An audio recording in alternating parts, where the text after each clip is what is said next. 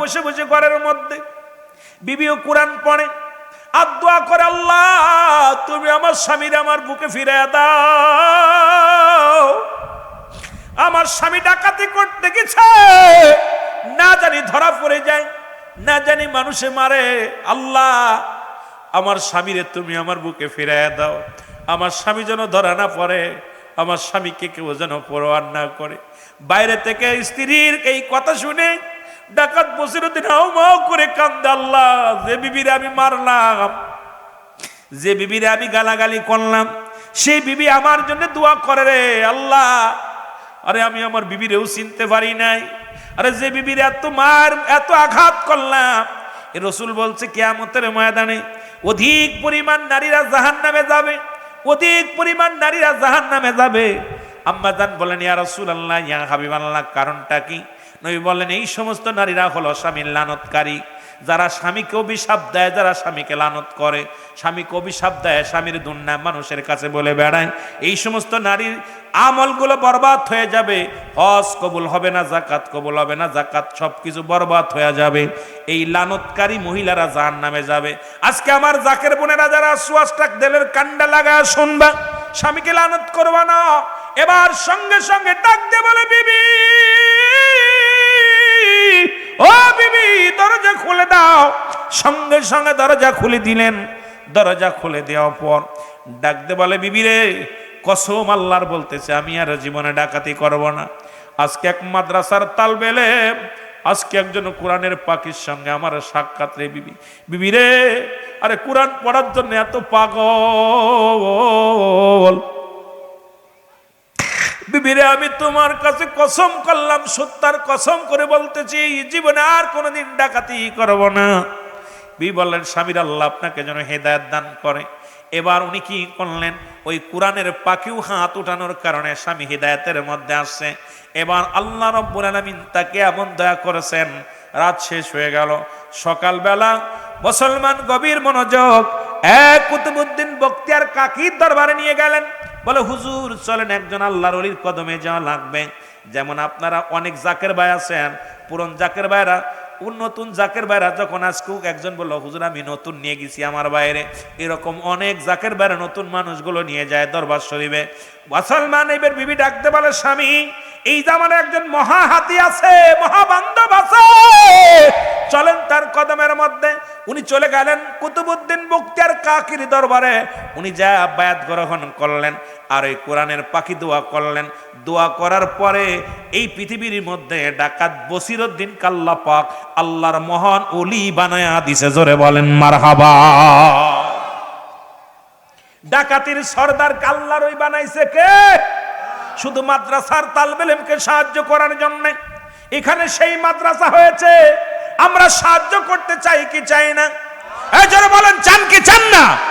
যদিও কিছু না পারেন মাথায় হাত বুলায় দিবেন, এই মাদ্রাসার সহযোগিতার জন্য আগাইবেন। যদি কিছু না পারেন, সম্পদ দেওয়ার দরকার নাই, পান নাই, একটু মুখের ভাষা দ্বারা একটু সাহায্য করেন, একটু এসে সহযোগিতা করেন। ছাত্রদেরকে মায়া করে কাছে নিয়ে ডাক দেন, শিক্ষকদেরকে কাছে নিয়ে ডাক দেন। দেখবেন রব্বে কারিম যদি আপনার আল্লাহ কবুল করে নেয়। আর ওই মাদ্রাসার ছাত্রদের দোয়া বিফলে যায় না। যেমন দোয়া করেছিল হযরত ঈসা আলাইহিস সালাম, ঈসা ইবনে মরিয়ম আলাইহিস সালামের ছেলে ঈসা নবী কবরের পাশ দিয়ে যাইতেছে, তাকে কবরে আযাব, ভয়ঙ্কর আযাব হইতেছে। উনি দেখা পর চলে গেলেন। অনেক দিন পরে আবার ওই পথ দিয়ে একদিন ফিরলেন। দেখে ওই কবরের ভিতর থেকে জান্নাতি মানুষের ঘ্রাণ, কারণ নবীগণ তো সব জানে কবরের বিষয়ে কোন হালাতে আছে বলতে পারে। এবার দেখে ওই ব্যক্তি জান্নাতি হয়েছে, জান্নাতের মধ্যে ঘোরাঘুরি করেন। উনি জিগায় রব্বে কারিমের দরবারে, রব্বে কারিম আমি কয়েক বছর আগে গেলাম, কয়েকটা 10 বছর আগে গেলাম, দেখি এই কবরে আযাব হতেছে, আজকে এই পাশে আসলাম, দেখি কবরে আযাব বন্ধ হয়ে গেছে, কবরের বাসিন্দারা জান্নাতি হয়ে গেছে। তখন রব্বে কারিম ডাক দে বলে, রব্বে কারিম ডাক দে কয়, জিবরিল যাও ঈসা নবীরে জানায় আসো। ওই যে ব্যক্তি মারা গেছে, উনার স্ত্রী ছিল গর্ভবতী, আর গর্ভের মধ্যে যে সন্তান ছিল ওই সন্তানটা বিবিকে বলে গেছিল, ওই স্বামী বলে গেছে, বিবি রে আমি অসুস্থ, যে কোনো মুহূর্তে মারা যেতে পারি, একটা দাবি তোমারে করে যাব, আমার যে গর্ভের সন্তান হবে এই সন্তানকে দ্বীন এলেম শিক্ষা করাইবা। দুনিয়ার এমন এলেম দরকার নাই, আল্লাহ আল্লাহর প্রেমের দ্বীন শিক্ষা দিবা, দ্বীন ইসলামের মধ্যে আনার জন্য তাকে আমি রেখে গেলাম। ওই উনার সন্তান রেখে গেছে গর্ভে, এরপরে গর্ভের সন্তান দুনিয়ার মধ্যে আগমন করেছে, আগমন করার পর দ্বীন ইলমের জ্ঞান শিক্ষা করেছে ওই সন্তান, আর ওই বাবার জন্য দোয়া করেছে, রব্বে কারীম রব্বির হামহুমা কামা রব্বায়ানি সগীরা। ওই সন্তানের দোয়া আল্লাহ কবুল করেছে, আর ওই সন্তান মাদ্রাসায় যে কেবল আলিফ বাতা পড়া শিখেছে, কথার কথা কিছু দ্বীন ইলম শিক্ষার জন্য, দ্বীন ইলম শিক্ষার জন্য আল্লাহ পাকের ওই বেদের কথা বোঝার জন্য যে সন্তান দাবিত হয়েছিল, ওই সন্তানের দোয়ার খাতিরে জাহান্নামী বাবাকেও আমার আল্লাহ জান্নাতি করেছে। জোরে বলেন সুবহানাল্লাহ। এবার মাদ্রাসার জন্য বাবারা আমার দুই চারটে কথা বলি। অনেক ওয়াজ কই থেকে কই যাব নিজের বুঝে আসে না, কারণ আপনাদেরকে নিয়ে দুই চারটা দিন এইরকম বসতে যদি পারি, ঘন্টার পর ঘন্টা যদি কথা বলতে পারি, তাহলে কিছু বলা যাওয়া সম্ভব। আমার বাবারা আমার গভীর মনোযোগ। তৎকালীন জামানায় একজন ডাকাত ছিল, দস্যু ছিল, নাম হলো ডাকাত বসিরউদ্দিন। নামটা কি? যারা বলেন নাম কি? উনার 40 জন ছিল চেলাফেলা, 40 জন ডাকাতির সর্দার। নাম কি? ডাকাত বসিরউদ্দিন। নাম কি? ডাকাত বসিরউদ্দিন। 40 জন ডাকাতির সর্দার। এই 40 জন ডাকাতির সর্দার, আল্লাহ তাকে একটা সতী সাথী নারী দিয়েছিল। প্রতিদিন বিবি ডাক দেখায়, স্বামী রে প্রয়োজন হলে না খেয়ে থাকবো, তবু আমাকে হারাম খায়ও না, প্রয়োজন হলে আমি দুনিয়ার মধ্যে না খেয়ে জীবন যাপন করব, আপনি আমাকে হারাম খায়েন না। কিন্তু বাবা হঠাৎ করে আসলেন ডাকাতির সেকেন্ড মাস্টার, যিনি সেকেন্ড ক্যাপ্টেন, উনি আসতে বলে, হুজুর আজকে একটা বড় দান মারতে যেতে হবে। 40 জন ডাকাত আসলেন, আর এদের লিডার ডাকাত বসিরউদ্দিন। বিবি বারবার বারণ করলেন, বিবির বারণ শুনলেন, বিবিকে পিটাইলেন, বিবিকে মারিয়া ঘর থেকে বাইরে করে দিলেন। হাত পায়ের মধ্যে রক্ত ঝরে, বিবি কান্দে আল্লাহর দরবারে, আল্লাহ আমার স্বামীকে তুমি হিদায়াত দান করো, আমার স্বামীকে তুমি পথ দেখাও, দিনের পথ দেখাও, আল্লাহ তোমার দ্বীনের জন্য কোরবানি করে নাও আমার স্বামীকে। জোরে জোরে চিল্লায়া বলা যাবে না মারহাবা। এবার ডাকাত বসিরউদ্দিন চলে গেলেন কোথায়? ডাকাতি করার জন্য। জাতি জাতি হঠাৎ করে একটা কান্নার আওয়াজ বসিরউদ্দিনের কানে এসে লাগলো। কান্নার আওয়াজ। আওয়াজটা যখন শুনছে, ডাকাত বসিরউদ্দিনের দিলের মধ্যে মায়া লাগছে। তার সফর সঙ্গীদেরকে বলছে, বন্ধুরা রে একটু দাঁড়াও, এত রাত্রে বনের মধ্যে কান্নার আওয়াজ শুনতে পায়, কে কান্না করে রে? এই বালকের কান্নায় আমার মনটা কেঁদে উঠেছে, দাঁড়াও। এবার ডাকাত বসিরউদ্দিন আস্তে আস্তে করে জঙ্গলের দিকে গেলেন, যা দেখে একটা বালক মাদ্রাসার তালবেলেম, কোরআনের পাখি, হেফজখানার ছোট্ট একটা পাগল বসে বসে চোখের পানি ছেড়ে ছেড়ে কান্দে। ডাকাত বসিরউদ্দিন বলে, বাবা তুমি কান্দো কেন? মাথার মধ্যে হাত বুলে দেখ, কয় বাজান রে তুই কান্দিস কেন? বলে, হুজুর আমি কান্দি এই কারণে, আমার মা নাই, আমার বাবা নাই রে, আমার আজকে দুনিয়ার মধ্যে মা নাই, আমার আব্বা নাই, আমি জঙ্গলের মধ্যে বসে কান্দি। বলে, বাবা রে কই তোর বাড়ি? কয় বাড়ি ওই পাড়ায়, ওই গ্রামে আমার বাড়ি। কি করো বাবা? বলে, বাবা ওই যে অমুক জায়গা অমুক মাদ্রাসায় আমি লেখাপড়া করি, হেফজখানা মাদ্রাসায় লেখাপড়া করি, কোরআন শিখি। এত রাত্রে কাঁদছো কেন?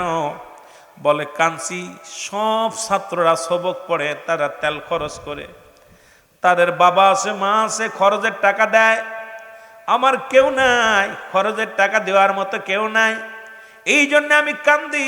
কোরআনের প্রতি এত প্রেম, কোরআনের প্রতি এত ভালোবাসা, এই জন্য আমি কান্দি। আজকে যদি আমার বাবা বেঁচে থাকতো, মা বেঁচে থাকতো, আমার তেল কেনার টাকা দিত, আর আমি তেল দিয়া বাতি জ্বালায়া জ্বালায়া আমি আমার রব্বি কারিমের কোরআন পড়তাম। জোরে জোরে বলো মারহাবা। ডাকাত বসির বলে বাবা রে তুমি কি জন্য কাঁদছো? বলে হুজুর ওই মাদ্রাসায় পড়ি, বন্ধুরা সব রাতলে পড়ালেখা করে, আমি গরিব মানুষ, বাতি ধরাইতে পারি না, পড়তে পারি না। সঙ্গে সঙ্গে কোরআনের প্রেমে পাগল হয়ে গেলেন বসিরউদ্দিন। কয় বালক রে দাঁড়া, আমি একটা ব্যবস্থা করে দিব, দাঁড়াও। দৌড়ে চলে গেলেন শিবপুর বাজারে। কথার কথা ভালো করে শুনে নিবেন। যা এক দোকানদারে ডাকতে বলে দোকানদার ওঠো। দোকানদার উঠছে, উঠে থরথর করে কাঁপে। দেখে দস্যু ডাকাত বসিরউদ্দিন। ডাকাতকে দেখে বলে হুজুর যা নেবেন নেন, আমারে কিছু করেন না, যা নেবেন মালামাল নেন। ডাকাত বসিরউদ্দিন কয় বাবা রে ওরে কয়েক মিনিট আগে যে বসিরে দেখছি সেই বসির আর নাই। আরে বসিরকে দেখে ভয়ের কোনো কারণ নাই। বাবারে আমি তোর কিছু নিতে আসি নাই, তো আমাকে এক জের তেল দাও। সঙ্গে সঙ্গে কয় হুজুর এক জের তেল নিবেন, যত লাগে লন, যত নেবেন নেন। কয় না একটা জের দাও। এক জের তেল দিলেন। কয় দাম কত বলো? কি হুজুর টাকা লাগবে না, তেলের দাম লাগবে না, আপনি নিয়ে যান, আমি আপনারে চিনি, আপনি যারা ধরেন তারে সরবরাহ করে ফেলেন, সুতরাং আপনি ডাকাত বসিরউদ্দিন, আপনাকে আমি চিনতে পেরেছি, তেলের টাকা লাগবে না, নিয়ে যান। কয় কত টাকা আগে বলো? কয় হুজুর টাকাগুলো দিয়ে দিলেন। এবার বলে আমার মাথা উঠে দেন। কয় না হুজুর আমার মাথা উঠাই দেন, আমি নিয়ে আপনার বাড়ি পৌঁছায় দিব। কয় না আমার মাথা উঠাই দাও। আরে আমি আজকে দুনিয়ার কোনো পাগল নয়, একজন কোরআনের পাখির জন্য পাগল হয়েছি, একজন কোরআনের জন্য পাগল হয়েছি, আমার পাপের প্রায়শ্চিত্ত করতে দাও। আরে যে বালক আজকে দুনিয়ার মধ্যে আল্লাহ আমার চক্ষু দিছে, জ্ঞান দিছে, এত শক্তি দিছে, আমি কি করেছি রে? আর একটা বালক তার আব্বা নাই মা নাই, কোরআন পড়তে পারছে না, যন্ত্রণায় কাঁদছে। সুতরাং আল্লাহ ওই কোরআনের পাখিকে সাহায্য করার তৌফিক আমারে দান করো। জোরে বলেন আমিন। ডাকাত বসিরউদ্দিন কি করলেন? নিজের মাথায় জের উঠাইলেন। উঠায়া মুসলমান ডাকাত বসিরউদ্দিন নিয়ে বললেন বালক এই নাও এক জের তেল, এই তেলটা নিয়ে তুমি লেখাপড়া করবা, কোরআন শিখবা, কোরআনের পাখি তুমি কোরআন শিক্ষা করবা, যাও তোমার মাদ্রাসায় নিয়ে যাও। ডাকাত বসিরউদ্দিন দিয়া বাড়ি চলে গেলেন। আর বললেন বাবা তোমার যত তেল লাগে আমি প্রতি মাসে শেষে তেল দিয়ে যাব, তবে তুমি কোরআন শেখো, আল্লাহর কোরআন, এ কোনো মানুষের লেখা নয়, রব্বে কারিমের লেখা, রব্বে কারিমের দান। এই কোরআন শিখবা, আমার জন্য দোয়া করবা। ওই মাদ্রাসার তালবে ইলম লেখাপড়া করে, কোরআন শেষ করিয়া দোয়া করে রব্বানা যালামনা আনফুসানা ওয়া ইল্লাম তাগফির লানা ওয়া তারহামনা লানাকুনান্না মিনাল খাসিরিন। জোরে জোরে চিল্লা বলা যাবে না মারহাবা। এমন দোয়া করলেন, আল্লাহ কবুল করেন। বাড়িতে গেলেন, ডাক দিলেন, কয় বিবি। যা দেখে বিবি কুরআনুল কারীম তেলাওয়াত করে বসে বসে ঘরের মধ্যে। বিবিও কোরআন পড়ে আর দোয়া করে আল্লাহ তুমি আমার স্বামীর আমার বুকে ফিরিয়ে দাও। আমার স্বামী ডাকাতি করতে গেছে, না জানি ধরা পড়ে যায়, না জানি মানুষে মারে। আল্লাহ আমার স্বামীরে তুমি আমার বুকে ফিরিয়ে দাও, আমার স্বামী যেন ধরা না পড়ে, আমার স্বামীকে কেউ যেন পরোয়া না করে। বাইরে থেকে স্ত্রীর এই কথা শুনে ডাকাত বসিরউদ্দিন হাউ মাউ করে কান্দে, আল্লাহ যে বিবিরে আমি মারলাম, যে বিবিরে আমি গালাগালি করলাম, সেই বিবি আমার জন্য দোয়া করে রে আল্লাহ। আরে আমি আমার বিবিরেও চিনতে পারি নাই, আরে যে বিবিরে এত মার এত আঘাত করলাম। এ রসুল বলছে কিয়ামতের ময়দানে অধিক পরিমাণ নারীরা জাহান্নামে যাবে, অধিক পরিমাণ নারীরা জাহান্নামে যাবে। আম্মা জান বলেন ইয়া রাসূলুল্লাহ ইয়া হাবিবাল্লাহ, কারণটা কি? নবী বললেন এই সমস্ত নারীরা হলো স্বামীর লানতকারী, যারা স্বামীকে অভিশাপ দেয়, যারা স্বামীকে লানত করে, স্বামীকে অভিশাপ দেয়, স্বামীর দুর্নাম মানুষের কাছে বলে বেড়ায়, এই সমস্ত নারীর আমলগুলো বরবাদ হয়ে যাবে। হজ কবুল হবে না, যাকাত কবুল হবে না, যাকাত সবকিছু বরবাদ হয়ে যাবে। এই লানতকারী মহিলারা জাহান্নামে যাবে। আজকে আমার জাকের বোনেরা যারা সুয়াসটাক দেলের কান্ডা লাগা শুনবা, স্বামীকে লানত করবা না। এবার সঙ্গে সঙ্গে ডাক দিয়ে বলে বিবি, ও বিবি দরজা খুলে দাও। সঙ্গে সঙ্গে দরজা খুলে দিলেন। দরজা খুলে দেওয়ার পর ডাক দিয়ে বলে বিবি রে কসম আল্লাহর বলতেছে আমি আর জীবনে ডাকাতি করব না। আজকে এক মাদ্রাসার তালবে ইলম, আজকে একজন কোরআনের পাখির সঙ্গে আমার সাক্ষাৎ রে বিবি। বিবি রে, আরে কোরআন পড়ার জন্য এত পাগল। বিবিরে, আমি তোমার কাছে কসম করলাম, সত্যার কসম করে বলতেছি জীবনে আর কোনোদিন ডাকাতি করব না। বিবি বললেন, স্বামীর আল্লাহ আপনাকে যেন হেদায়েত দান করে। এবার উনি কি করলেন, ওই কোরআনের পাখিও হাত উঠানোর কারণে স্বামী হিদায়াতের মধ্যে আসছে। এবার আল্লাহ রাব্বুল আলামিন তাকে এমন দয়া করেছেন, রাত শেষ হয়ে গেল, সকালবেলা মুসলমান গভীর মনোযোগ এক কুতুবউদ্দিন বখতিয়ার কাকির দরবারে নিয়ে গেলেন। বলে, হুজুর চলেন একজন আল্লাহর ওলির কদমে যাওয়া লাগবে।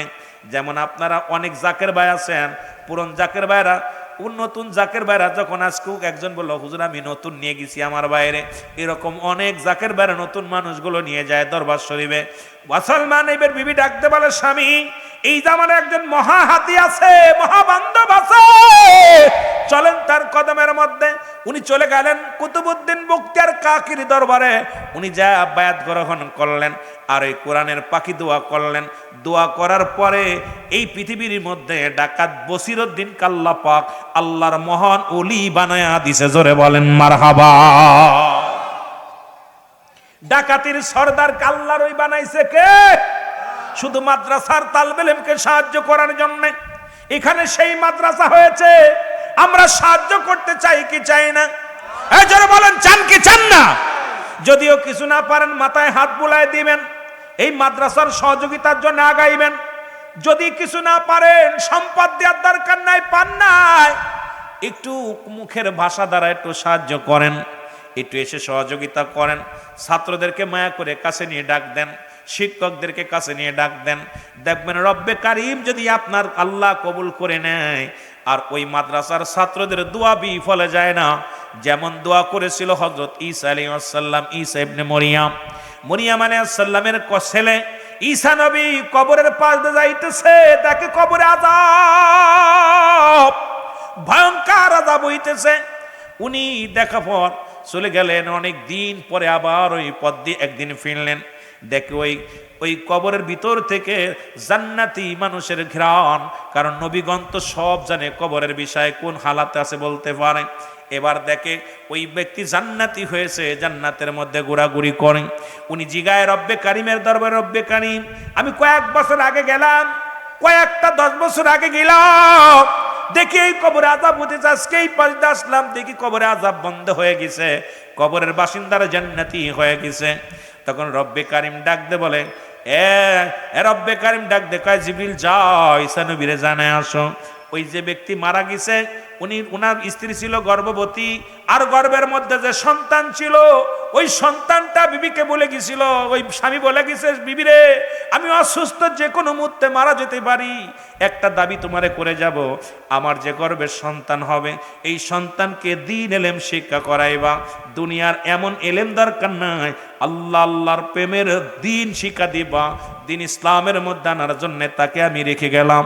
ওই উনার সন্তান রেখে গেছে গর্ভে, এরপরে গর্ভের সন্তান দুনিয়ার মধ্যে আগমন করেছে, আগমন করার পর দ্বীন ইলমের জ্ঞান শিক্ষা করেছে ওই সন্তান, আর ওই বাবার জন্য দোয়া করেছে, রব্বে কারিম রব্বির হামহুমা কামা রব্বায়ানি সগীরা। ওই সন্তানের দোয়া আল্লাহ কবুল করেছে। আর ওই সন্তান মাদ্রাসায় যে কেবল আলিফ বাতা পড়া শিখেছে, কথার কথা কিছু দ্বীন ইলম শিক্ষার জন্য, দ্বীন ইলম শিক্ষার জন্য আল্লাহ পাকের ওই বেদের কথা বুঝার জন্য যে সন্তান দাবিত হয়েছিল, ওই সন্তানের দোয়ার খাতিরে জাহান্নামী বাবাকেও আমার আল্লাহ জান্নাতি করেছে। জোরে বলেন সুবহানাল্লাহ।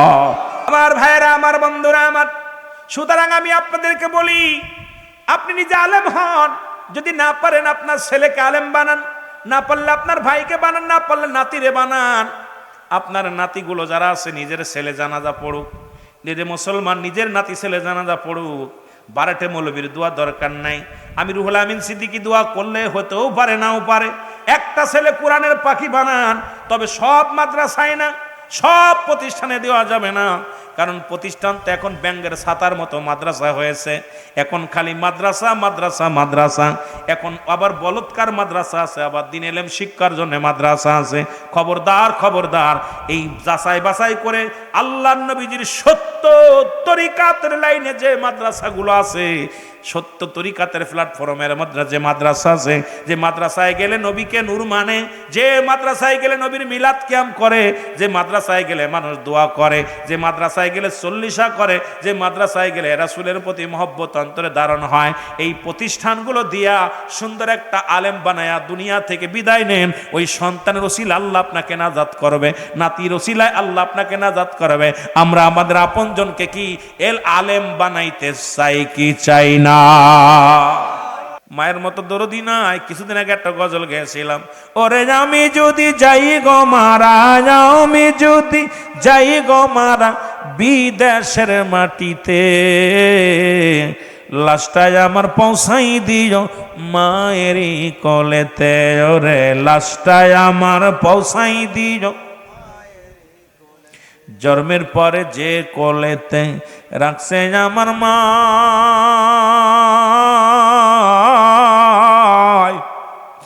সেই কোলেতে মাথা রেখে নিদিরা যেতে চাই, আমি নিদিরা যেতে চাই।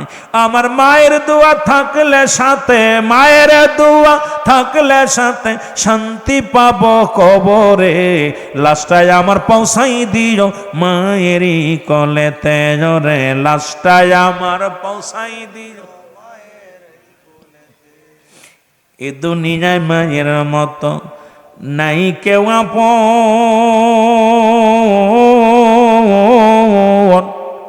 সেই মা বাবার না দেখায়া দিও না দাফন। রব্বে কারীম,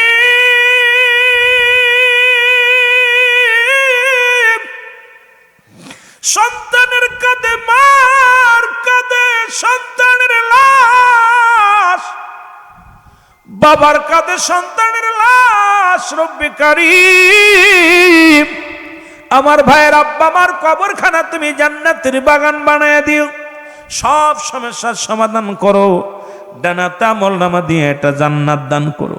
সদকায়ে জারি হিসেবে আইফেসারের জন্য আমার ভাই দান করলো, দানকে কমি কবুল করে নিও। জোরে জোরে বলেন আমিন।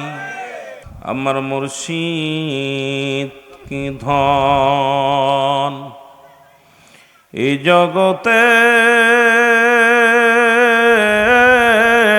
বান্ধব আমরা চিনলাম না, আমার মুর্শিদ কি ধন। এখানে মসজিদ মাদ্রাসা সে বিষয়ে আলোচনা হবে, সমাজে সামাজিকতা আলোচনা হবে, শরিয়াত তরিকাতের আলোচনা হবে। যেহেতু তরিকাতের মাহফিল, আমি আমার মুর্শিদ দিয়েই শুরু করি, কারণ যখনই মুর্শিদের কথা বলি কলিজার মধ্যে আঘাত লাগে। একটু মহব্বতে বলেন আমার মুর্শিদ কি ধন এই জগতে বান্ধব আমরা চিনলাম না, আমার মুর্শিদ কি ধন এ জগতে বান্ধব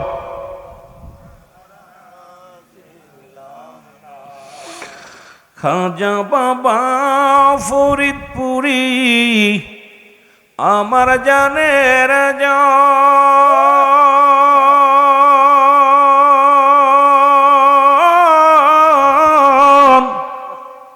ওই কদমে এই গোলামে দিলাম সব কোরবান, সেই শুধু মোর মোর নবীজি, সেই শুধু মোর মোর নবীজি, নবী মোদের জান, আমার মুর্শিদ কি ধন এই জগতে বান্ধব আমরা চিনলাম না, আমার মুর্শিদ কি ধন এই জগতে বান্ধব আমরা চিনলাম না। আল্লাহ বলেন আলা সাবধান, ইন্না নিশ্চয়, আরে ইন্না উলিয়াল্লাহি, আল্লাহর তরফ থেকে যারা ওলি হয়, লা নাই খাউফুন শব্দের অর্থ ভয়, ওয়ালা যদি অবস্থান করে হুম ওদের উপরে, জানুন তাদের কোনো চিন্তা নাই, ভাবনা নাই। জোরে জোরে চিল্লা বলা যাবে না মারহাবা। এই মহান পীরের কথা বলে আমি আলোচনা শুরু করলাম। আমার বন্ধুগণ, যদিও তরিকাতের আলোচনা পরে করার দরকার ছিল, আমি মনে করি না, কারণ তরিকা শব্দের অর্থ হলো রাস্তা, তরিকা শব্দের অর্থ হলো পথ। কোন পথ? ইহদিনাস সিরাতাল মুস্তাকিম, সরল সঠিক পথ। যে পথ অবলম্বন না করলে আপনার জীবন বিফলে, যে পথ অবলম্বন না করলে আপনি থাকবেন অন্ধ। কোন পথটা? নবীদের পথ, ওলিদের পথ, গাউস কুতুবের পথ, খোলাফায়ে রাশিদিনের পথ। যে পথটা কথায় আগে বললাম, ইহদিনাস সিরাতাল মুস্তাকিম, এই সরল সঠিক পথের দরকার আছে কিনা? বন্ধুগণ আমার, সেই পথের সন্ধান, এই সিরাতুল মুস্তাকিম, মুত্তাকিনের পথ দেখানোর জন্য আদম আলাইহিস সালাম দুনিয়ার মধ্যে আগমন করলেন। আদমকে পাঠাইলেন রব্বুল আলামিন, যাও আদম দুনিয়ার মধ্যে এই পথটা দেখা দাও। তোমার বংশের মধ্যে যত মানুষ আসবে, যত মানব আসবে দুনিয়ার মধ্যে এই পথটা দেখা দাও। আমি আল্লাহকে পাওয়ার পথটা দেখা দাও। আদম নবী থেকে শুরু করে আখির নবী রাহমাতুল লিল আলামিন পর্যন্ত যত নবী পয়গম্বর আছে, প্রত্যেকেই সেই পথ দেখানোর জন্য আদম আলাইহিস সালাম বলেছেন, লা ইলাহা, নাই কোন ইলাহ ইল্লাল্লাহু, আল্লাহ ছাড়া। আদম শফিউল্লাহ, আমি শফিউল্লাহ হলাম আল্লাহর পয়গম্বর। জোরে জোরে চিল্লায় বলেন মারহাবা। ঈসা আলাইহিস সালাম বলে, লা ইলাহা ইল্লাল্লাহ, নাই কোন ইলাহ আল্লাহ ছাড়া। ঈসা রূহুল্লাহ। মুসা আলাইহিস সালাম বলে, লা ইলাহা ইল্লাল্লাহ, মুসা কালিমুল্লাহ। সুবহানাল্লাহ। মুসলমান শুনে না, ইব্রাহিম আলাইহিস সালাম বলে, আমি ইব্রাহিম খলিলুল্লাহ, আল্লাহর পয়গম্বর। আর আমার আপনার নবী রাহমাতুল লিল আলামিন দুনিয়ার মধ্যে আগমন করেছেন, বলেছে মুহাম্মাদুর রাসূলুল্লাহ, আমি আল্লাহর পয়গম্বর, আল্লাহর প্রেরিত রাসূল। জোরে জোরে চিল্লায় বলেন মারহাবা। সমস্ত নবীগণ পথ দেখাতে চেয়েছে রব্বে কারিমের গো। সমস্ত নবীগণের একটাই দাওয়াত, সেটা হলো মুসলমান খোদা তাআলাকে চিনানোর পথ দেখানোর জন্য যুগে যুগে অসংখ্য রাহবার, অসংখ্য পিয়ন। যদি বলি নবীদের খাতিরে পিয়ন বললে বেয়াদবি হয়ে যাবে, আল্লাহর পয়গম্বরগণদের সঙ্গে বেয়াদবি হয়ে যাবে। রব্বে কারিম পাঠিয়েছে যুগে যুগে অনেক পয়গম্বর, নবীগণ, অলিগণ, গাউসগণ, কুতুবগণ, আলেমগণ, উলামাগণ। কিয়ামত পর্যন্ত এইরকম চলবেই চলবে। সেই মুসলমান শুনে নাও, ওলামা একরাম হওয়ার জন্যে এই পৃথিবীর মধ্যে একটা প্রতিষ্ঠান আছে, দিনে প্রতিষ্ঠান। যে দিনে প্রতিষ্ঠানে কোরআন শিক্ষা করিয়া ইসলামের রাহবার হবে পৃথিবীর মধ্যে, ইসলামের ধারক বাহক হবে, সেই প্রতিষ্ঠান হলো রাসূলের মাদ্রাসা। জোরে জোরে বলা যাবে না সুবহানাল্লাহ। আর সেই লেখাপড়ার মাধ্যমে মুসলমান শোনো, কোরআনের কত দাম। পৃথিবীর মধ্যে এমন কোন কিতাব নাই যা পড়লে নেকি হয়, যা পড়লে সব হয়। আমার বাবারা, পৃথিবীর মধ্যে যত কিতাব বলেন, বাইবেল বলেন, তাওরাত বলেন, জব্বুর বলেন, যত কিতাব বলেন, ইংরেজি বলেন, বাংলা বলেন, উর্দু বলেন, ফার্সি বলেন, কোন কিতাব থেকে হক করে পড়লেন সব হবে না। রব্বি কারিম এমন একটা কিতাব পাঠাইলেন যে কিতাবের নাম হলো আল কোরআন। যে কোরআনের একটা হরফ পড়লে 10টা নেকি, জোরে জোরে বলা যাবে না মারহাবা? আরো জোরে বলেন মারহাবা। এ মুসলমান, গভীর মনোযোগ। এই কোরআন আলার বড় দাম। সেই মাদ্রাসায় যায় যখন মক্তবে যাই আমরা শিক্ষা অর্জন করি, যুবক বন্ধুরা আমার, কথাগুলো আমি আগেই বলেছি, আমি একটু তরিকাতের কথা বলবো, রাস্তার কথা বলবো। সেই রাস্তাও কিন্তু কোরআনের রাস্তা, হলো মাদ্রাসা। আর এই কোরআন পৃথিবীর মধ্যে রব্বে কারিম পাঠিয়েছে। কোরআনের এত দাম, ওই কোরআনের মধ্যে পৃথিবীর মধ্যে এত তক্তা আছে, তক্তাকে কেউ সালাম করে একটা টুকরা দিয়া কোরআন রাখার কারণে ওই তক্তার মধ্যে মানুষ চুমা দেয়, জোরে বলেন ঠিক কিনা? এই তক্তার দাম হলো কোরআন রাখার কারণে। এ মুসলমান শুনে নাও, এই কোরআনের দাম কত। কাপড় আছে, আমার নিজের কাপড়, আপনাদের কাপড়ে কেউ চুমা লাগায় না, সালাম করে না, কোরআনের সঙ্গে একটা কাপড় জড়ায় রাখে। এই কাপড়টারে বারবার মানুষ চুমা দেয়, জোরে বলেন ঠিক কিনা? তদ্রূপ পৃথিবীর মধ্যে সবচেয়ে দামি মানুষ হলো কোরআনের হাফেজ, যার অন্তরের ভিতরে 30 পারা ঢুকছে কোরআন। আমার আল্লাহ কয়, কোরআন পড়বি আর সরবি, যত কোরআন মুখস্থ করবে রব্বে কারিম তার দাম এই দুনিয়া আখেরাত দুই জায়গায়, দুনিয়ার মধ্যেও দাম, আখেরাতেও তাদের দাম। আর এই কোরআন শিক্ষা করার জন্য জায়গা হলো আমার রাসূলের ঘর, মাদ্রাসা। জোরে জোরে চিল্লায় বলা যাবে না মারহাবা?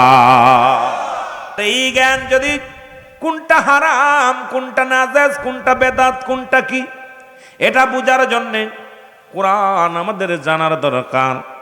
এই কোরআনের মধ্যে কোনো বর্ণ আল্লাহ বলেন যালিকাল কিতাবু লা রাইবা ফি, জোরে জোরে চিল্লায় বলা যাবে না মারহাবা?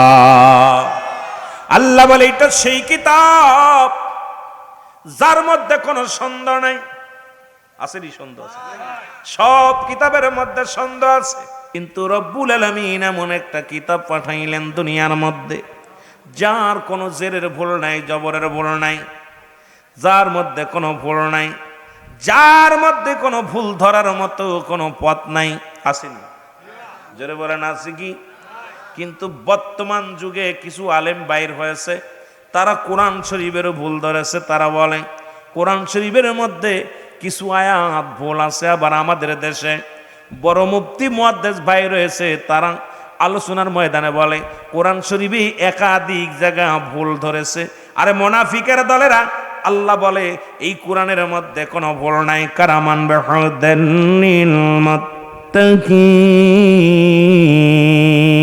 এটা সাধারণ পাবলিকের জন্য কিতাব নয়, এই কিতাব হলো একমাত্র মুমিন মুত্তাকিনের জন্য। জোরে বলেন ঠিক কিনা?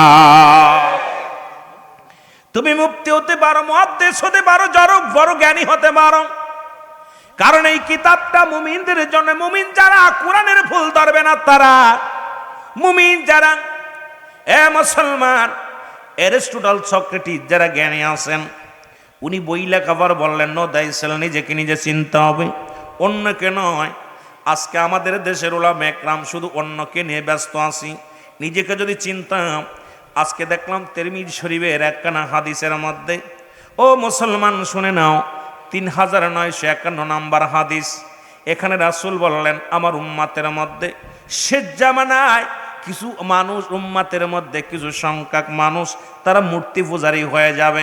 তাদের লিবাসের মধ্যে দাড়ি, টুপি, জুব্বা, পাগড়ি সবই থাকবে। তারা মূর্তি পূজারী হয়ে যাবে, অন্যদেরকে মূর্তি পূজারীর জন্য আহ্বান করবে। আজকে আমার দেশে আর দু চোখ দূরে দেখতে পাইতেছি, আমার সমাজের মধ্যে মুসলমান, আমার সমাজের মধ্যে দেখি এখন নামাজ পড়ে মূর্তির সামনে নিয়া, আবার এদের বড় বড় স্লোগান দেয়, বড় বড় ফতোয়া দেয়। আবার মুসলমান এরা তরিকাতের বিরোধিতা করে, কারণ যারা সঠিক কোরআনকে যারা মানে, কোরআনের বিধান যারা মানে, দুনিয়ার মধ্যে অন্যায় অপরাধ তারা জীবনেও করতে পারে না। জোরে জোরে বলেন ঠিক কিনা? আমার ভাইরা, আমার বন্ধুরা আমার, কিন্তু মুনাফিক তো জমিনের মধ্যে আছে। আল্লাহ বলে মিনান নাস, কোরআন বলতেছে নাস শব্দের অর্থ মানুষ। আল্লাহ বলেন নাস শব্দের অর্থ মানুষ। আল্লাহ বলে আমিনান নাস, মানুষের মধ্যে মায়াকুলু, তারা বলবে আমান্না, তারা ঈমান আনছে বিল্লাহি, আল্লাহর প্রতি, ওয়াবিল ইয়াউমিল আখির, আখিরাতের প্রতি বিশ্বাস স্থাপন করেছে। ওমা হুম বিমুমিনিন,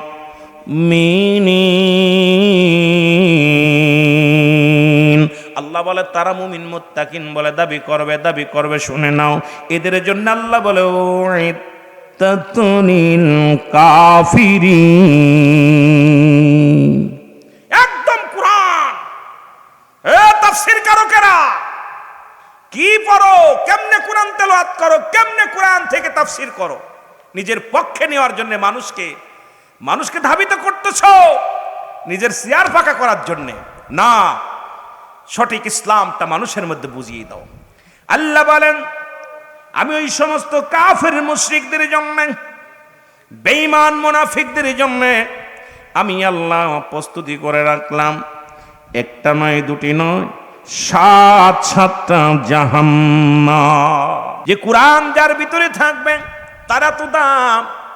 কোরআনের মুসলমান শোনো, দুনিয়া তো লাভ, দুনিয়া তো মর্যাদা অর্জন করবে, কিন্তু এই কোরআনকে যারা ভিতরে নিয়ে নিজের আমিত্ব মুসলমান দুনিয়ার মধ্যে দেখাইবে, 3 শ্রেণী আলেম জাহান্নামে যাবে। তাদের মধ্যে 1 নাম্বার হলো, আলেমরাও জাহান্নামে যাবে, ভালো করে শুনে নেন। 1 নাম্বার আলেম হলো যিনি বিদ্যা অর্জন করেছে অন্যকে পরাজয় করার জন্যে, যার বিদ্যায় হলো মানুষকে ধোঁকা দেওয়ার জন্যে, পরাজয় করার জন্যে তার এলেম অর্জন করেছে। 2 নাম্বার আলেম হলো এই পৃথিবীর মধ্যে নাম যশ খ্যাতি অর্জন করার জন্যে, পৃথিবীর মধ্যে আমি বড় আলেম, আমি বড় মুফতি, আমার মতো মুফতি আর কেউ নাই, আমার মতো বড় ডিগ্রিদারি কেউ নাই, আমার মতো জান্নেওয়ালা কেউ নাই। এই 2 শ্রেণী। 3 নম্বর আলেম হলো যারা এলেম অর্জন করেছে দুনিয়া উপার্জন করার জন্যে, আল্লাহকে সন্তুষ্ট করার জন্য নয়, ইসলামের জন্য নয়, এই দুনিয়ার মধ্যে কামায়ের জন্য, দত্ত সম্পদ কামায়ের জন্য যারা এলেম অর্জন করেছে, রব্বে কারিম তাদেরকেও জাহান্নামে ছুঁড়ে মারবে।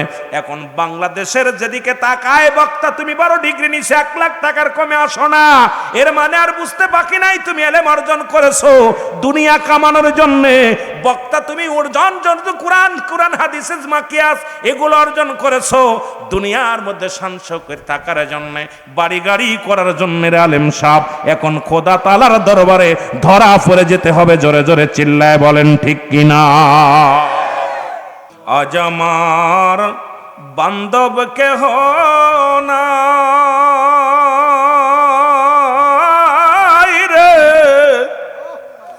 দয়াল মুর্শিদ বিহনে,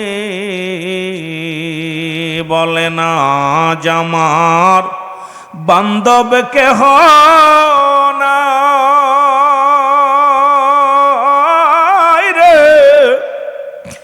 দয়াল মুর্শিদ বিহনে। এই ডুবু ডুবু তোরি তুফানে ডুইবা মরি, হলের গুসাং খাইছে রে ঘুনে,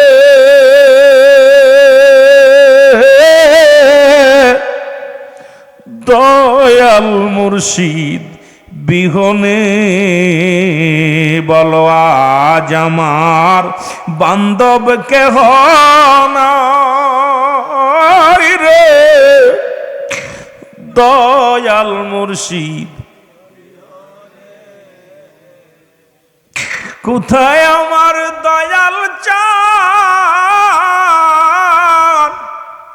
ডাকে রে তোর কাঙ্গাল, দয়া করো ঘোর বিপদে,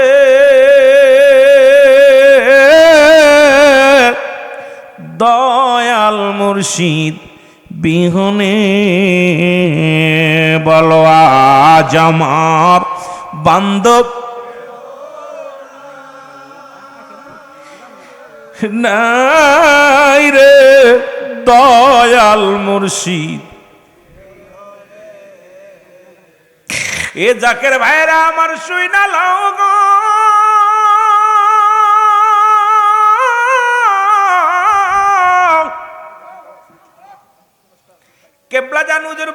যখন ছোট্ট মানুষ তরিকাতের ভাইয়েরা শোনেন, যেহেতু প্রধান অতিথি তরিকাতের ভাই জাকের ভাই, বিশেষ অতিথি ভাইয়েরাও সকলে জাকের ভাইয়েরা। আমার কেবলা জান হুজুর বলে, ছোট্টবেলা আমার মা মারা যায়, আমি বড় একাকার হয়ে গেলাম। আজকে যারা মুর্শিদারা হইলেন, কথাগুলো শোনেন আমার পীর কেবলা জান কি বলেছে।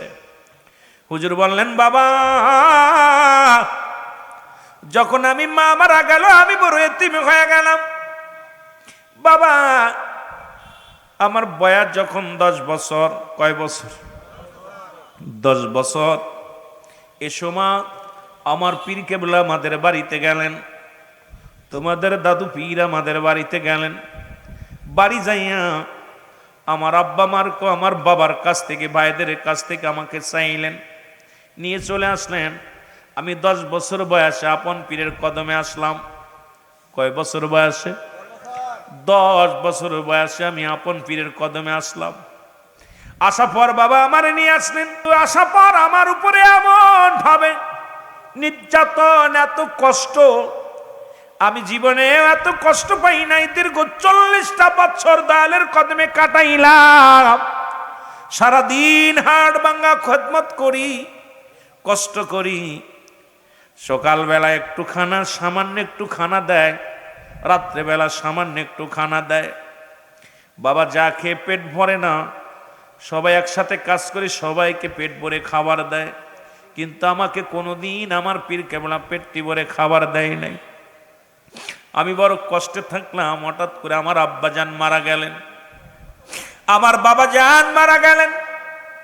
আমি বড় এতিম হইলাম, এতিম হই নাই।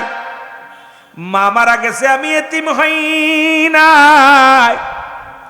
বাবা মারা গেল, আমার এতিম হই নাই। দাদা দাদি মারা গেল, আমি এতিম হই নাই। দাদা মারা গেল, দাদি মারা গেল। আমি চিন্তা করলাম, এই দুনিয়ার মধ্যে আমি আমার পীরের দরবারে গোলামি করতে লাগলাম, আর সারাদিন আমি কষ্ট করতাম। আমার জাকের ভাইয়েরা, এই নরসিংদীর জাকের ভাইয়েরাও অনেক আছেন আমার পীরের দরবারে গোলামি করেন, অনেক আছেন দরবার শরীফে দুলাবালি মাখেন। মাসের পর মাস বাড়িতে চাউল নাই, বাড়িতে ডাউল নাই, সন্তানাদি গরিব মানুষ, দিন আনে দিন খায়। এরপরও অনেক জাকের ভাইয়েরা সপ্তাহব্যাপী আমার দয়ালের কদমে গোলামি করে, দয়ালের কদমে খেদমত করে। আমার জানা মতে কিছুদিন আগে এক জাকের ভাই আমার সঙ্গে দেখা, নরসিংদীর জমিনে গোশালায়। আমি তার চিনি, অটো চালায়। উনি 1 সপ্তাহ যে বসে আছে, আমার সাথে সাক্ষাৎ হলো। আমি বললাম, ভাই কদিন আসছেন? 1 সপ্তাহ। আমি কই কি অবস্থা? কয় ভাই অটোটা বাড়ি রেখে আসছি, বাড়িতে কেউ নাই। আমি কেন আসছেন? হুকুম হইছে, আইসি দরবার শরীফে আইসি কাজের জন্যে। 1 সপ্তাহ পার হয়ে যায়। আমি আপনার বাড়ির অবস্থা কি? কয় বাড়ি চিন্তা করি না, বিবি চিন্তা করি না, 2টি বাচ্চা আছে চিন্তা করি না। আমি যেদিন দয়ালের কদমে বায়াত গ্রহণ করেছি, সব কিছু আল্লাহ আল্লাহ রাসূলের কদমে সুইফা দিয়েছি। জোরে বলেন না মারহাবা। আজ আমার বান্ধব কেহ নাই রে, দয়াল মুর্শিদ বিহনে বলে না। আজ আমার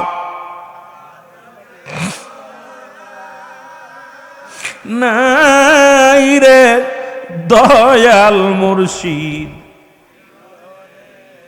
এই ডুবু ডুবু তো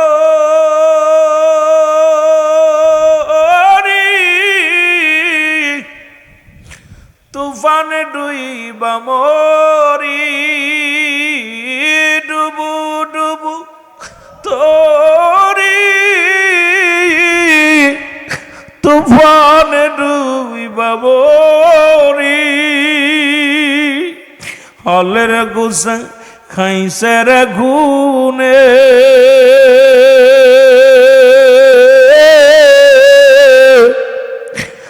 দয়াল মুর্শিদ বিঘনে চোখের পানি ছেড়ে বলে না। আজ আমার বান্ধব কেহ নাই রে দয়াল মুর্শিদ, এরি কোথায় আমার দয়াল, কান্দে রে তোর মুরিদা, কোথায় আমার দয়াল চান, কান্দে রে তোর মুরিদা, দয়া করো ঘোর নিদানে,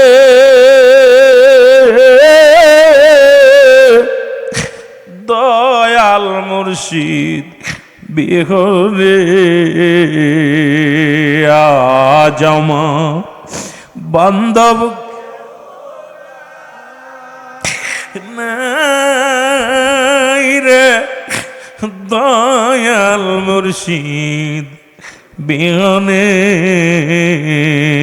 আজ আমার বান্ধব কেহ নাই রে দয়াল মুর্শিদ, আমার মুর্শিদ কি বলে বলে বাবা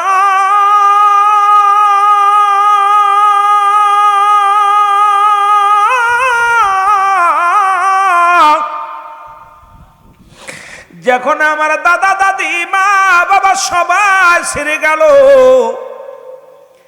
আমি আমার ভাগের অংশটা বাড়ি গেলাম, বাড়ি যায় আমার ভাগের অংশটা বিক্রি করলাম, জমি বিক্রি করলাম, বিক্রি করিয়া নিয়ে পীরের কদমে দিয়ে দিলাম। আমার বলতে কিচ্ছু নাই, যতটুকু সম্পদ ছিল বাজারে বিক্রি করে দিলাম, গ্রামের বাড়িতে বিক্রি করে দিলাম, আর দয়ালের কদমে দিলাম। মনে করলাম দয়ালের কদমে দেওয়া পর বুঝি একটু ভালো খাবার পাবো। একই রকম খাবার, ওই সকালবেলা সামান্য খানা, রাত্রেবেলা সামান্য খানা, যা খায়া পেট ভরে না, যা খাইয়া আমি থাকতেও পারি না, কষ্ট করে দিন কেটে গেল। আমাকে এর মধ্যে দাদু পীর বললেন বাবা আপনাকে ফরিদপুর যেতে হবে, আমাকে পাঠাইলেন ফরিদপুর। আমি তখন ফরিদপুর চিনতাম না, এই ফরিদপুরের নামও তখন শুনি নাই। আমার জাকের ভাইরা রে, তোমার দাদু পীর আমারে পাঠায় দিল আট্টশির জমিনে। আমি এখানে আসলাম, আরে আট্টশির মুরিদানটা শুনে নেন বাবা। এখানে আসা পর দেখি সব হিন্দু রাজ্য, মহল্লার মধ্যে হিন্দু বাড়ি। এখানে প্রথম যখন জুম্মার নামাজ হলো, দেখি মানুষ হাল বাইতে যায়, মাঠে গরু নিয়ে মাঠে যায়। মানুষগুলো সব কেন যেন নামাজি নয়, আল্লাহ মুখী নয়। ওদিন নামাজ হলো, মুসল্লিদের নিয়ে 3 জন মুসল্লি মসজিদের মধ্যে। এরপরে কি হলো, প্রথম ঈদ পালন করলাম, আমার মুসল্লির সংখ্যা 3 জন, আর ওই নামাজটা আমি পড়াইলাম, মুসল্লির মূর্তি 2 জন, 3 জন ঈদের জামাত হলো। আমার জাকের ভাইয়েরা গভীর মনোযোগ, এভাবে দাওয়াত দিতে লাগলাম। কয়েকটা বছর পার হয়ে গেল, হঠাৎ একদিন টেলিগ্রাম আসলো। এ মুসলমান, তখন এই জামানার মতো এরকম ফোন ছিল নয়। একটা টেলিগ্রাফ আসলো, আসার পরে আমি যখন শুনতে পাইলাম আমার দয়াল মুর্শিদ, ও বাবা তোমার দাদু পীর, আমার দয়াল মুর্শিদ আবার এতিম বানায়া দারুল বাগায় চলে গেছে। জোরে জোরে চিল্লায় বলা যাবে না আল্লাহু আকবার। হুজুর বললেন সেদিন থেকে আমি এতিম হয়ে গেলাম। এ মুসলমান শোনো, তখন আমার চোখের পানি জমিনের মধ্যে পড়ে। কে আমার দুঃখ বুঝবে? কারে আমি কষ্টের কথা বলবো? কার কাছে মনের ব্যথা বলবো? আমি আমার মুর্শিদকে হারায়া বড় একাকার হয়ে গেলাম। মুর্শিদের বিয়নে জইলা জইলা শেষ। ও যুবক বন্ধুরা শোনো, জাকের ভাইরা শোনো। আরে আমার জাকির ভাইয়ের অনেকে দয়ালরে দেখছেন, অনেকে দেখেন নাই। যারা মুর্শিদকে হারাইলাম, আর এই মুর্শিদের কথা শুনলে অন্তর কাঁদে, চোখের পানি ধরে রাখতে পারে না। যারা পীর মুরিদি করে পৃথিবী তামাম পৃথিবী তাদের এক হাতে দিলেও গ্রহণ করবে না, আপন মুর্শিদের চরণ দুলি শুধু চাইবে। জোরে জোরে চিল্লায় বলা যাবে না ঠিক কিনা? আজ যারা পীর মুরিদি করে না, দরবার শরীফে গেছে নেতা হওয়ার জন্য, দরবার শরীফে গেছে এমপি হওয়ার জন্য, মন্ত্রী হওয়ার জন্য, দরবার শরীফে গেছে ধন সম্পদের জন্য। আপন মুর্শিদের কথা বললে তাদের অন্তর কানবে না, কারণ আমরা বুঝি কি দোনা হারাইছি। পিতা মাতা যেমন বট গাছের সমতুল্য, বট গাছ যেমন ছায়া দেয় পৃথিবীর মধ্যে, ওই মুসলমান পিপাসিত মানুষের উপরে যেমন ছায়া দিয়ে রাখে পৃথিবীর মধ্যে, আপন মুর্শিদ মুরিদের উপরে ছায়া দেয় তদ্রূপ ভাবে আজকে আমরা সেই ছায়া গাছ আমার দয়াল মুর্শিদ রে হারায়া ফেলেছি। আমরা যারা কেবলা জান হুজুরের মুরিদ, তারা হাসতে পারি না, তারা খাইতে পারি না, ঘুমাইতে পারি না, কারণ প্রতিটা ধ্যানের মধ্যে চেতনার মধ্যে আপন মুর্শিদে হাজির হয়ে যায়। জোরে বলেন ঠিক কিনা? আর একটু জোরে জোরে চিল্লায় বলা যাবে না ঠিক কিনা? এ ভাইয়েরা 40টা আমার পীরের 40 পালন করার জন্য আমি দরবার শরীফে রওনা দিলাম। ইন্তেকালের 40 দিন পর্যন্ত আমি না খেয়েছিলাম। হুজুর বললেন, বাবা তোমার দাদু পীর আমার পীর কেবলা ইন্তেকালের পরে আমি 40টা দিন অনাহারে ছিলাম। কয়টা দিন? কয়দিন? আমার বাবার মুখের কথা বলে যায়, আমার মুখের কথা না। হুজুর কেমনে বলতো? আমার পুরন জাকের ভাইরা যারা আছেন এই মহব্বত অন্তরে ধারণ করেন আর শোনেন। হুজুর বললেন, বাবা আমি একদিন নয়, দুদিন নয়, 40টা দিন খানা ছেড়ে দিলাম। নিজেকে আর মন চায় না আমি বেঁচে থাকি, কারণ আপন মুর্শিদ নাই, কে আমারে দেখবে, কার কাছে দুঃখের কথা বলবো।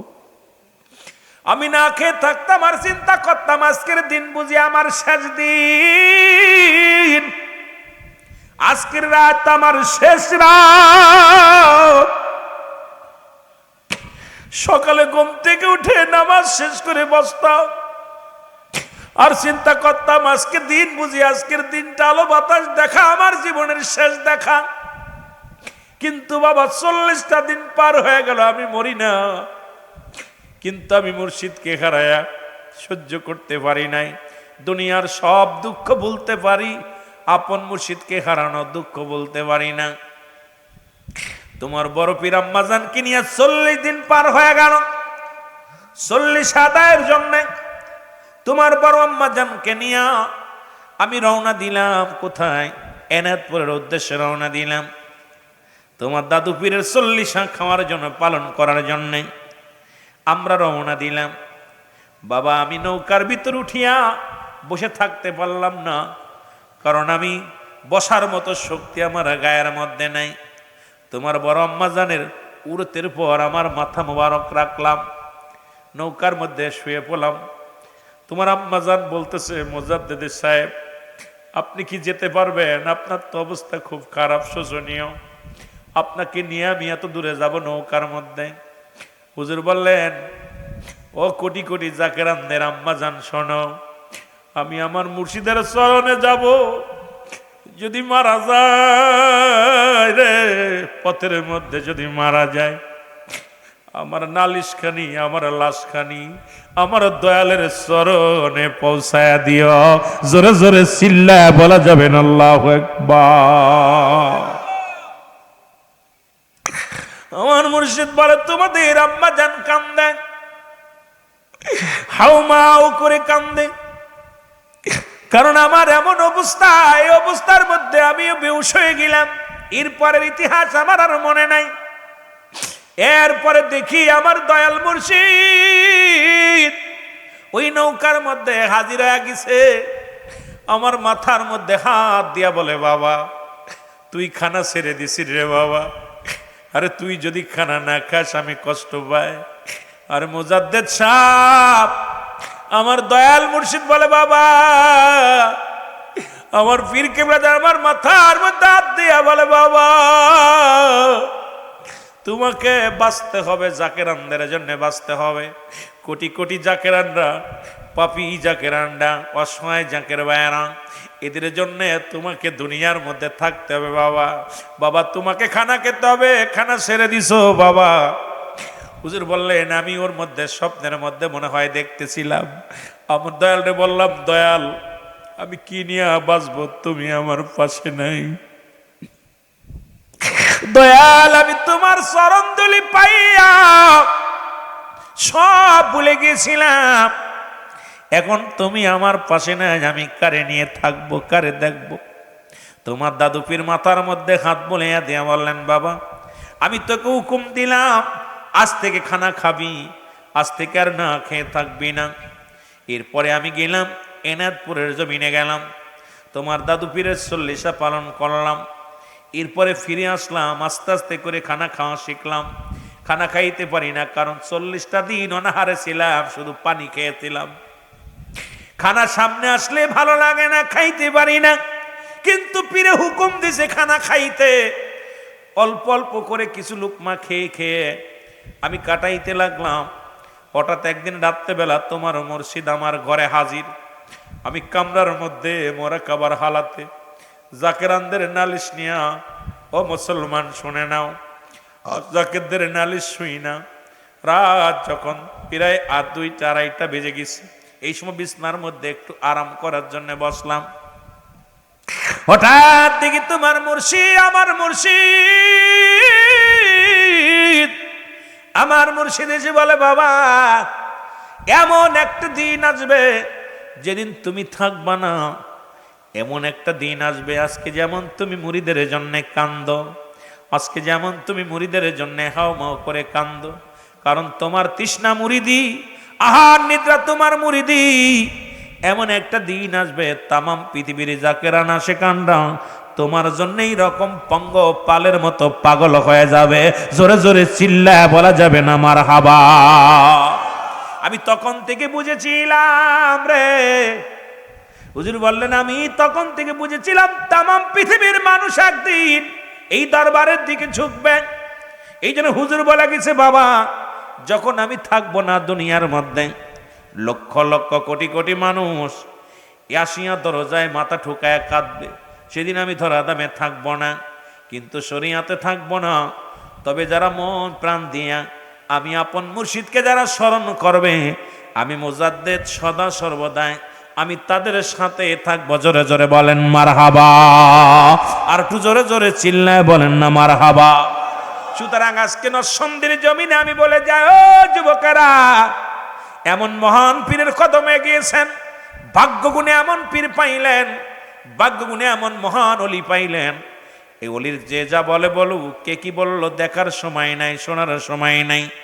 এই মোজাদ্দেদে জামান, মোজাদ্দেদের তরিকার মুসলমান শুনে নাও, কত আলেম যাবে, কত আলেমের দুর্নাম করবে। ছোট্টবেলা থেকে দেখলাম কত আলেম আসলো আর বেদাত খুঁজে পাইলো, কত আলেম আইলো এর মধ্যে হারাম খুঁজে পাইলো। মানুষ এই দুনিয়ার মধ্যে পীরের সঙ্গে গাদ্দাবি করার জন্য আসছে। আমি জাকের ভাইদের বলি, ডান বামে তাকানোর সময় নাই। তসবির সুতা ছিঁড়ে গেলে যেমন মালা ধরে রাখা যায় না, ঝরঝর করে সবগুলো ঝরে যায়। কেবলা জান হুজুর বলছে এমন একটা সময় আসবে চারিদিকে বিপদ, জলে স্থলে সব জায়গা বিপদ থাকবে। সেদিন এই মুজাদ্দেদে জামান, যেদিন এই তরিকার মধ্যে শক্ত করে যারা ধরে রাখতে পারবে, রব্বুল আলামিন সমস্ত বিপদ থেকে আমার মুরিদানদেরকে আল্লাহ রক্ষা করবে। জোরে বলেন মারহাবা। সুতরাং আমি আপনাদেরকে বইলা যাই, জাকের ভাইরা রে, পীরের হুকুম যখন আসে যেটা পালন করতে যেন পারি, সেই পীরের তরিকাতের একটা মসজিদ এখানে মুসলমান খাজা বাবা মসজিদ, এখানে খাজা কমপ্লেক্স, ওখানে আমার মাদ্রাসা বিশ্বলীর মাদ্রাসা করা হয়েছে। কারণ নরসিংদীর মানুষের অন্তরে ফরিদপুরি আছে, খাজা ফরিদপুরি থাকার কারণে আজকে এখানে বিশাল মাদ্রাসা, বিশাল মসজিদ হয়েছে। এখানে তরিকাতের কাজ হোক, এখানে পাক কালাম ফাতিহা শরীফ পড়া হবে, এখানে জিকির আজগার হয়, এই মসজিদে মুরাকাবা মুশাহাদা করা হয়, এই মসজিদের মুসল্লিগণের সঙ্গে অন্য মুসল্লিদের তুলনা হয় না, কারণ এই মসজিদের মুসল্লিগণ সদা সর্বদাই নবীর প্রেমে আল্লাহর গোলামি করে। জোরে জোরে চিল্লায়া বলেন ঠিক কিনা? জোরে জোরে চিল্লায়া বলা যাবেন আল্লাহু আকবার। এই মসজিদের উন্নয়ন হোক আপনারা চান কি চান না? যারা যারা হাত উঠায় বলেন চান কি চান না? এই মসজিদের উন্নয়ন হোক চান কি চান না? এই মাদ্রাসার উন্নয়ন হোক চান কি চান না? এ মুসলমান গভীর মনোযোগ। আর এই মাদ্রাসা শুধু মাদ্রাসা খাজা বাবার মাদ্রাসা না, মাদ্রাসাটা হলো দয়াল নবীর মাদ্রাসা। এই মাদ্রাসা বর্তমান কোথায় তরিকাতের মাদ্রাসা, যেখানে মাদ্রাসা হলেই হবে না বাবা। আজকে বাংলাদেশে অসংখ্য মাদ্রাসা আছে, এই মাদ্রাসায় লেখাপড়া করে তার আব্বা মার জন্য জানাজা পড়ে দোয়া করে না, রাসূলুল্লাহর উপরে মিলাদ পড়ে না, তারা দোয়া করে না, মোনাজাত করে না।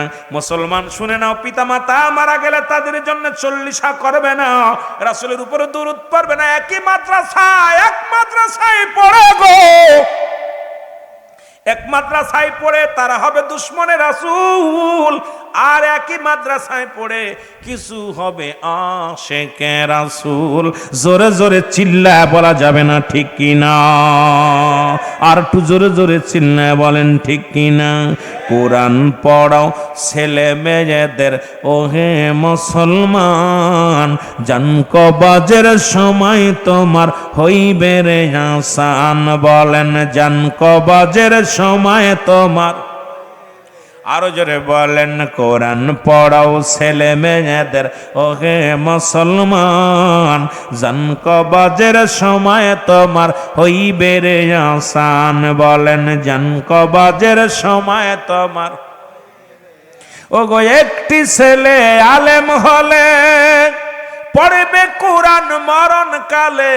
বলো একটি ছেলে আলেম হলে পড়বে কোরআন মরণ কালে, তোমার থেকে ভেগে যাবে, তোমার থেকে ভেগে যাবে ইবলিস শয়তান। কোরআন শিখাও ছেলে মেয়েদের, কোরআন শিখাও ওহে মুসলমান, জানকবাজের সময় তোমার হইবে রে আসান। বলো জানকবাজের সময় তোমার।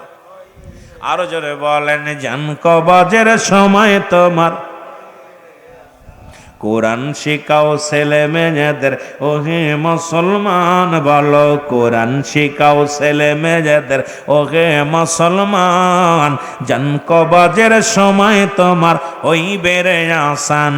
বলো জানকবাজের সময় তোমার। আমি অত্যন্ত খুশি হইলাম, এখানে আল্লাহর ঘর মসজিদ, ওখানে নবীর ঘর মাদ্রাসা, একই জায়গা দুইটা প্রতিষ্ঠান। সুবহানাল্লাহ বলেন। অর্থায়নে জাকের ভাইরা মারহাবা বলেন। অর্থায়নে কারা? জাকের ভাইরা, জিকিরকারীরা। ও যুবক, এই জমিনটা বড় ভাগ্যবান, এই জমিনটার মানুষের মন বড়। এই মানুষগুলো এত বড় একটা প্রতিষ্ঠান করেছে। এই মাদ্রাসায় লেখাপড়া করলে, তাদের সাহায্য করলে কি হয়? রসুল যখন মক্কা থেকে মদিনায় হিজরত করলেন, রাসূলুল্লাহ বললেন আইয়ুব আনসারী রে, আমি একটা মসজিদ বানাইবো। সুবহানাল্লাহ বলেন। আরো জোরে। আইয়ুব আনসারীর বাড়িতে আশ্রয় নিলেন। রাসূলুল্লাহ হিজরত করে মক্কা থেকে মদিনায় যখন গেলেন, মদিনায় যখন গেলেন, নবীজি বলেন আনসারী আমি একটা মসজিদ বানাইবো। আইয়ুব আনসারী বলে ইয়া রাসূলুল্লাহ, ইয়া হাবিবাল্লাহ, মসজিদ আপনি বানাইবেন, আমি নবী গো, আমার নবীজি বললেন ভালো একটা জায়গার দরকার, এটা জায়গার দরকার, আল্লাহর ঘর বানাবো। কার ঘর? জোরে বলেন কার ঘর? জোরে বলেন কার ঘর? আল্লাহর ঘর বানাইব। আইয়ুব আনসারী বলে ইয়া রাসূলুল্লাহ, ইয়া হাবিবাল্লাহ, আমার বাড়িটা আমি দান করে দিলাম। আরে কি আলহামদুলিল্লাহ বলবেন নি? সুবহানাল্লাহ কইতেন নি? কি বললেন? হুজুর আমার বাড়িটা দান করে দিলাম। নবী বলে আনসারী রে, তোমার এই ছোট্ট কুটির খানা তুমি দান করবা আল্লাহর নামে। বলি ইয়া রাসূলুল্লাহ, ইয়া হাবিবাল্লাহ, এই বাড়িটা আমার সানি বাড়ি, আসল বাড়িটা আমার কবর। আসল বাড়িটা কোথায়? আরো জোরে বলেন আসল বাড়িটা কোথায়? ইয়া রাসূলুল্লাহ, ইয়া হাবিবাল্লাহ, আমি আনসারি বড় ধন্য হয়ে যাব যদি আমার বাড়িটা মসজিদ বানান, কারণ এই মসজিদে নামাজ আদায় হবে, আল্লাহর ঘর এখানে হবে। আমি আনসারির জীবন বড় ধন্য হয়ে যাবে ইয়া রাসূলুল্লাহ, ইয়া হাবিবাল্লাহ। এই কারণে আপনার আল্লাহর ঘর বানানোর জন্য এই মসজিদখানা আমি দান করে দিলাম। জোরে বলেন মারহাবা। আমার জাকের ভাইরা ধন্যবাদ জানাই, যিনি মসজিদ আমার জায়গাখানি দান করেছে। আইয়ুব আনসারীর চরিত্র তার মধ্যে আছে। আল্লাহ রাসূলের ঘরের জন্য যে ব্যক্তি দান করে চলে গেছেন, কবরে চলে গেছেন, তারা আহলে বায়াত যারা বেঁচে আছে কিয়ামত পর্যন্ত সদকায়ে জারি হিসেবে দোয়া পাবে। এখানে যত মুসল্লি নামাজ পড়বে দোয়া হবে, যত হাফেজ বাইর হবে দোয়া হবে, যত কোরআনের পাখি যত আয়াত পড়বে এই দোয়াগুলো কবরে শুয়ে শুয়ে একটা অংশ তার আমলনামায় যাবে। আমার বাবারা, আমার রাসূল বললেন জমি তো পাইলাম, আইয়ুব আনসারী জমিটা দান করলেন। রাসূল বলেন এখন মসজিদ বানানো হওয়ার দরকার, কাঠের দরকার, কুটির দরকার, টাকার দরকার, ছাউনির দরকার। সাহাবীরা যে যা পারলেন, কেউ খাজুরের গাছ কেটে কেটে ঘাড়ে করে আনা শুরু করলেন, কেউ বাবাসান খাজুরের ডাল আনতে লাগলেন, রসুলের মসজিদ বানাবে, কেউ পাথর আনতে লাগলেন, এই পাথর দিয়ে দেওয়াল বানাইলেন। বলি ইয়া রাসূলুল্লাহ, ইয়া হাবিবাল্লাহ, আমরা সবাই সাহায্য করব, মসজিদখানা বানাইব, এই বানানোর জন্য সহযোগিতা করব। আজকে সবচেয়ে মজা লাগছে মুসলমান, শুনে নাও, আল্লাহর ঘর মসজিদ বানানোর যিনি দান করলেন আর যাদের অর্থায়নে এই মসজিদখানা হলো, নবীজি বলছেন সাহাবীরা রে মসজিদখানা বানাইতে হবে। সঙ্গে সঙ্গে সাহাবীরা সবাই মিলেমিশে সবাই কাঁধে কাঁধ মিলায়া সুন্দর একটা মসজিদ বানাইলেন, যেটা হলো আইয়ুব আনসারীর বাড়ি। মুসলমান জোরে জোরে বলা যাবে না মারহাবা? আর একটু জোরে, আর একটু জোরে। যার কিচ্ছু ছিল না সে একটা খাজুরের ডাল আনছে, খাজুরের ডাল ভেঙে এনে বলে ইয়া রাসূলুল্লাহ, ইয়া হাবিবাল্লাহ, নবী গো আমার তো দেওয়ার কিছু নাই, যে তো আল্লাহর ঘর। আল্লাহর জন্য পাগল কেমন, আমরা দুনিয়ার পাগল। ইয়া রাসূলুল্লাহ, ইয়া হাবিবাল্লাহ, যে তো আল্লাহর ঘর, আর এই ঘরের সহযোগিতার জন্য আমরা একটু হাত আগাইলাম। ইয়া রাসূলুল্লাহ, আমি একটা ডাল আনছি, খাজুরের ডাল আনছি, এটা এক পাশে রেখে দেন। আমার নবী মসজিদের এক কোনায় রেখে দিছে, এটা দিয়ে বেড়া বানাইছে, যেটা আজকে প্রাচীর বানাইছেন। একখানি ইট দিচ্ছেন যারা, বালু দিচ্ছেন যারা, মাটি দিচ্ছেন যারা। আমার বন্ধুগণ, রব্বে কারিম যেন নবীর সাহাবীদের সঙ্গে তাদের হাসন নাসর করে দেয়। জোরে বলেন মারহাবা। আর একটু জোরে। মুসলমান শুনে নাও, আর এখানে তরিকাতের মসজিদ, যেখানে ওজিফা পালন পালন হবে, যেখানে তরিকাতে ওজিফার কাজ হবে, সেই মসজিদের জন্য জাকের ভাইরা যারা নিবেদিত কণ্ঠে যারা কষ্ট করলেন, রব্বে কারিম আপনাদের মনের বাসনা যেন পুরা করে। জোরে জোরে বলো না আমিন।